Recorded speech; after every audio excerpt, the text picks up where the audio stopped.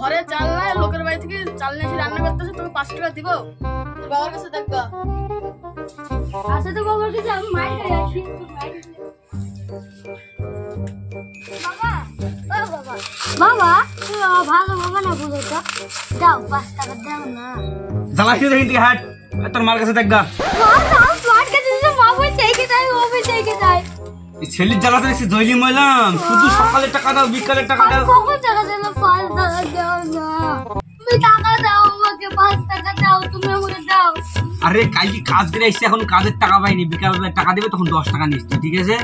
5 টাকা দিয়ে আনতে পারবে, থাকবো না তোমার বাড়িতে। আসলে কি করে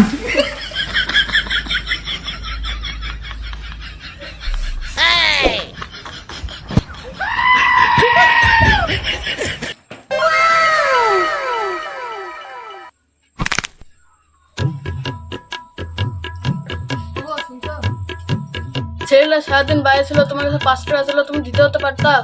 কি আবল তাবল বললা ছেলেটাকে? টাকা পয়সা থাকলে তো আমি দিতাম গো, টাকা পয়সা নাই কোত্থেকে দেবো? কালকে কাজ গিয়েছে, এখনো টাকা দেয়নি। আজকে বিকালে দেওয়ার কথা, বিকালে দেখে যদি দেয় তাহলে ছেলেটা 5 টাকা থেকে 10 টাকা দেবো। কাজ করো, আমার সংসার তো খুবই অভাব, তুমি বাইরে চলে যাও, 6-7 মাস কেটে আসবো।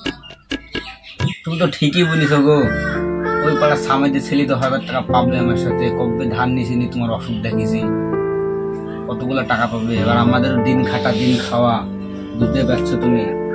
কি করবো তাহলে? আমি বাইরে চলে যাবো নাকি? এক কাজ করো, তুমি কালকে সকালে চলে যাও।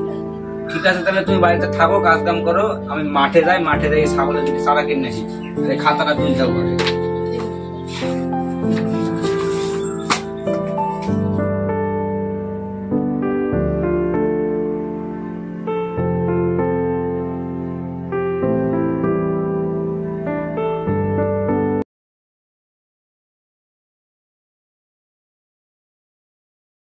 তাহলে তোমরা ভালোভাবে থাকো, তাহলে আমি আসছি, ছেলেটাকে একটু দেখে রাখো, ঠিক আছে? ঠিক আছে, ভালোভাবে যাবে, এবার দেখে শুনে ভালো করে কাজ করবে।